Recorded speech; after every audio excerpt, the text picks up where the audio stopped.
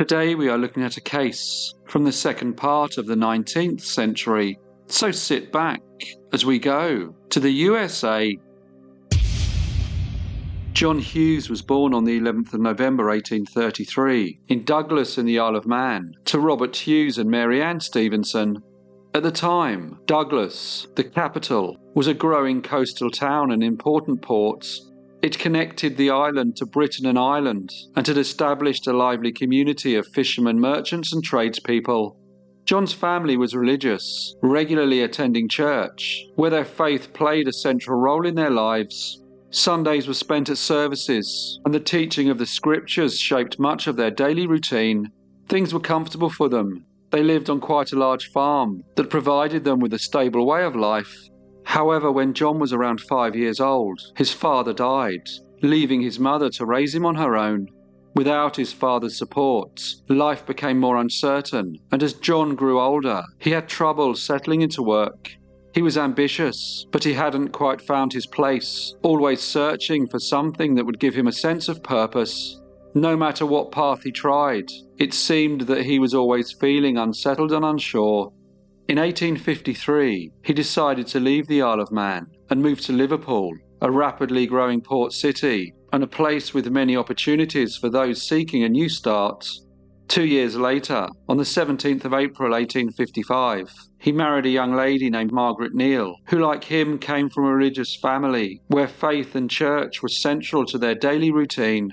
In the years that followed, Margaret gave birth to 2 sons, but tragically, the second child did not survive infancy. The loss devastated John, and in 1860, he decided to go alone to the USA. The country offered great prospects for immigrants, with jobs in industries such as farming, mining, and railroad construction. Cities like New York and Chicago were growing rapidly, providing work in factories and businesses. John settled in Bedford in Ohio, where he set up a medical practice in Public Square. It seemed that at last he had found a profession that suited him. It was here that he first met a gentleman named Mr. Thomas Parsons. Their introduction came through Mr. Parsons' English cousin, Harry Parsons, who had known Mr. Hughes for some time. In 1863, John sent for Margaret and their son, reuniting the family at last. But as the Civil War was still raging, their time together was short-lived, and John enlisted into the 58th Regiment of the Ohio Volunteer Infantry. Soon after, he was promoted to sergeant, and his medical background led to further recognition, as he was appointed assistant surgeon.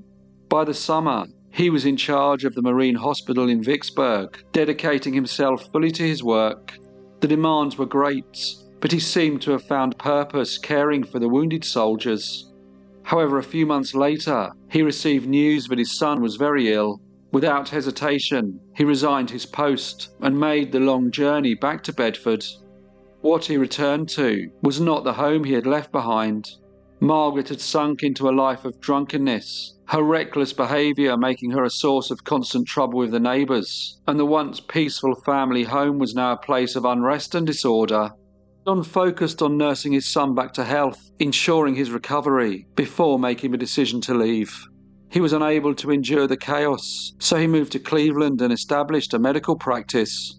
However, he often felt guilty. He had asked his wife to leave England to come to America, and now he had abandoned her. He was faced with many conflicting emotions and began to drink, hoping that the alcohol would numb his pain and provide a temporary escape from the weight of his own conscience. One evening he attended a Soldiers' Aid Ball, an event meant to bring together the community members in support of those affected by war. Surrounded by lively music, dancing and conversation, he once again sought solace in alcohol, drinking more than he should have. When the ball ended, rather than heading home, he decided to visit his friend Harry Parsons. He arrived at his house and drank some more, before eventually succumbing to his excesses and passing out. The next morning, he awoke filled with shame and remorse. His head was throbbing from the previous night's indulgence, and as he tried to gather his thoughts, he was greeted by a young woman named Tamzen, a cousin of Harry Parsons, and the daughter of Mr. Thomas Parsons, who he had first met in 1863. Tamzen was very beautiful, and spoke to John about her concern over his drinking habits. But John was not really listening. Instead, he simply gazed at her, momentarily forgetting his troubles. Despite his state, he felt an inexplicable pull towards her, a mix of admiration, curiosity, and something deeper that he couldn't quite explain. Not long after, he persuaded her to travel with him to Pittsburgh, where on the 19th of December 1864, he proposed, and she gladly accepted. The next day they were married. He was able to marry Tamzen as he handed the judge a document which stated that he was divorced. But this document was a forgery. In reality, Dr. John Hughes was still legally married, and he had deceived both the court and his bride in a bold attempt to misrepresent his marital status.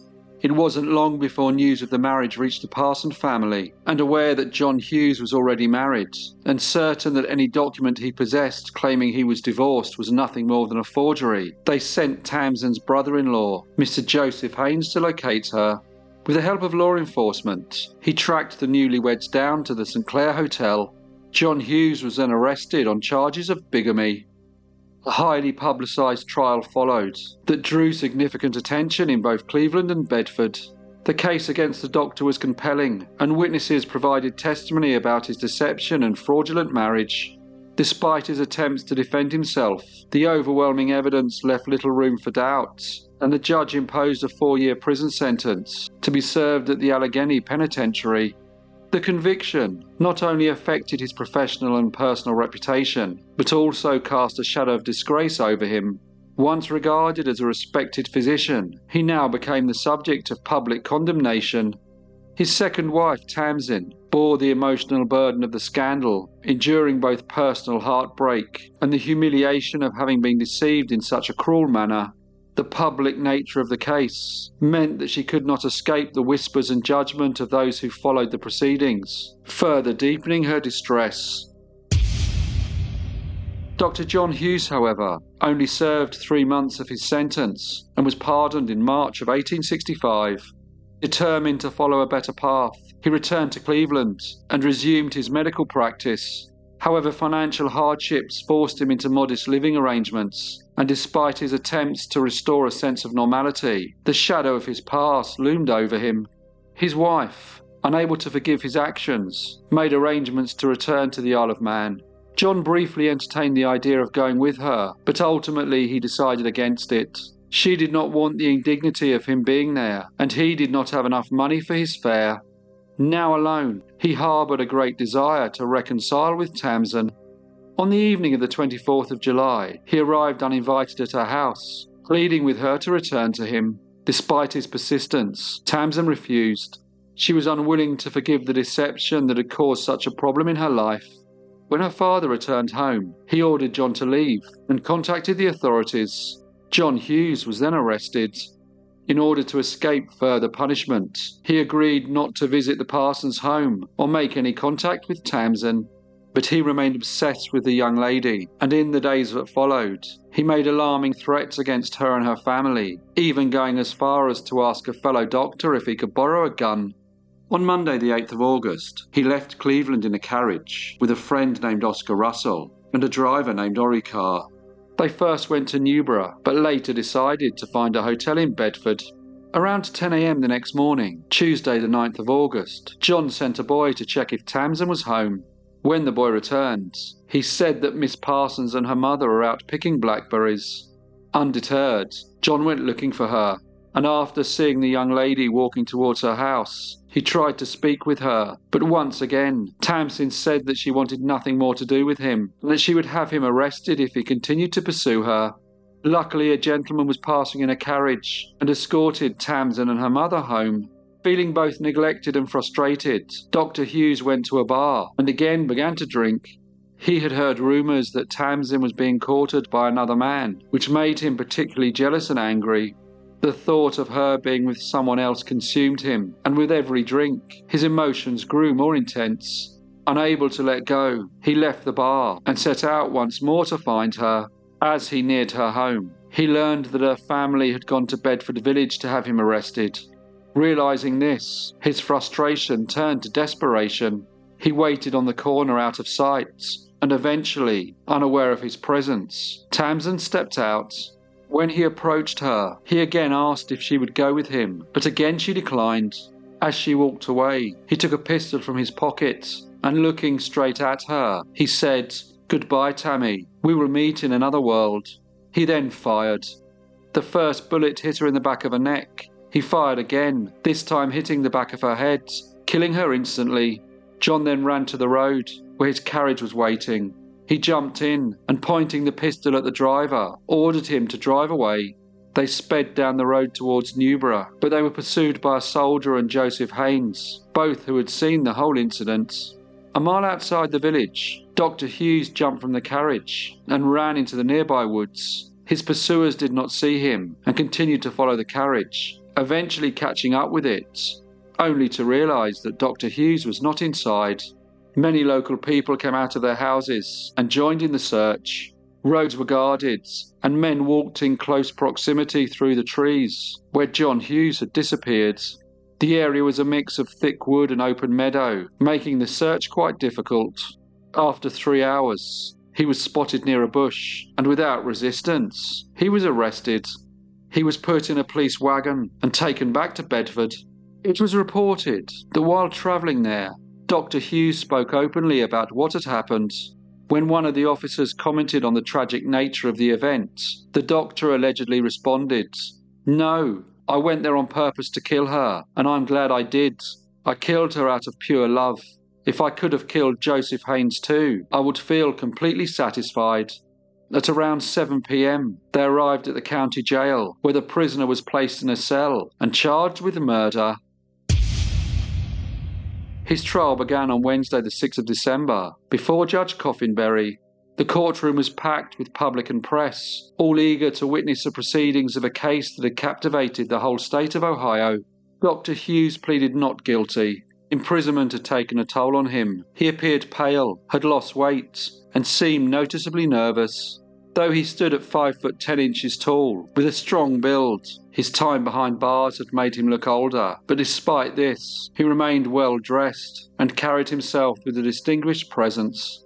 Prosecutor Charles W. Palmer presented the case with precision, emphasising Mr. Hughes' obsession with Tamzen and the events leading to his arrest. Numerous witnesses were called to testify, many of who had seen Dr. Hughes and Tamzen Parsons together during their short relationship, while others recounted his behaviour after their separation and described his growing obsession with her following their bigamous marriage. Some spoke of his relentless pursuits, his erratic actions, and his inability to accept the end of their relationship, painting a picture of a man consumed by fixation. Edward Nichols, a 14-year-old boy, testified that he had worked in Mr. Hughes' office and had seen a silver-mounted pistol there, which was usually under Mr. Hughes' pillow every morning. The defence, however, sought to depict Dr. Hughes as a man driven by love rather than malice, and argued that his actions stemmed from desperation and not intent, particularly on the 9th of August, when his behaviour was witnessed by many. They presented witnesses who vouched for his good character, his fine record in the infantry, and how alcohol had led to his fall from grace. Mr. J.D. Keegan testified that he had known the defendant since 1862 and told the court that his behaviour when intoxicated was erratic. He said that Mr. Hughes didn't seem to care about his actions while drunk, often becoming incoherent, but was a gentleman when sober. Mr. Keegan added that when intoxicated, Mr. Hughes' behaviour on occasions had become so unpleasant that he had forbidden him from entering his store. Mr. Paul Maguire, who owned a grocery shop, testified that he saw Mr. Hughes and Mr. Russell the night before the murder and said that Mr. Hughes had requested a flask of best whiskey, which he wanted for his trip to Bedford. He added that Mr. Hughes was usually sober when he visited the store, but he would become quite unpleasant when drunk. Mr. John Cubbin was an important witness. He had been a childhood acquaintance of the defendants, as he too was from the Isle of Man. He told the court about instances of mental illness in the Hughes family and mentioned John's grandmother, Mrs. Jane Kenwich, who had died by her own hand, possibly due to mental instability. He also gave examples of other cases of mental illness in the Hughes family, and the defence argued that this potential mental instability could have been hereditary. As the trial progressed, emotions ran high. More witnesses were presented, and the public and the press became even more engaged with the proceedings. Each testimony added to the weight of the case, and the courtroom atmosphere grew more intense as the prosecution and defence continued to present their arguments. Eventually, the final testimony was heard, and after the closing statements, Judge Coffingberry summed up the case. He carefully explained to the jury the complex connection between insanity, intoxication, and criminal responsibility. He stated that if a person's mind became impaired due to habitual drunkenness, resulting in the inability to tell right from wrong or understand the nature of their actions, they could not be held accountable for the crime, just as if their insanity had been caused by natural factors. However, he went on to say that if a sober person committed a crime in a fit of rage while intoxicated, the temporary insanity caused by drunkenness could not fully absolve them of responsibility.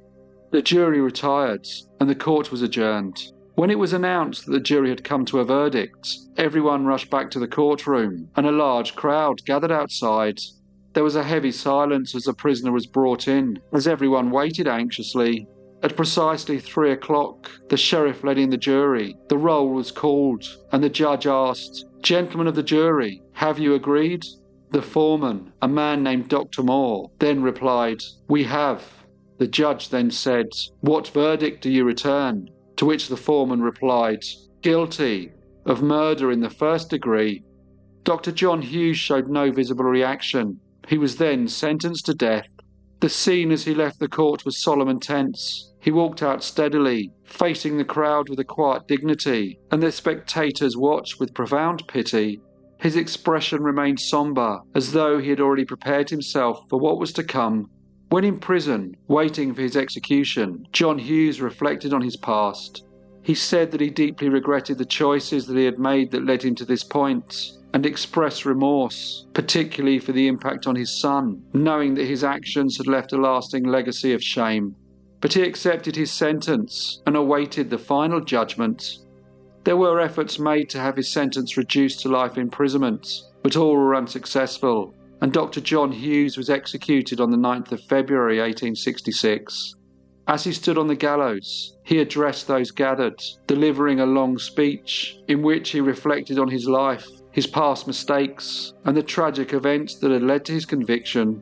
He attributed much of his downfall to alcohol, warning others of its ruinous effects. In his final moments, he expressed a solemn hope that his fate would serve as a lesson, deterring others from following the same destructive path. Hello everyone, and thank you so much for listening. As usual, please leave any comments or feedback you may have, and I hope to see you all again in the next Brief Case.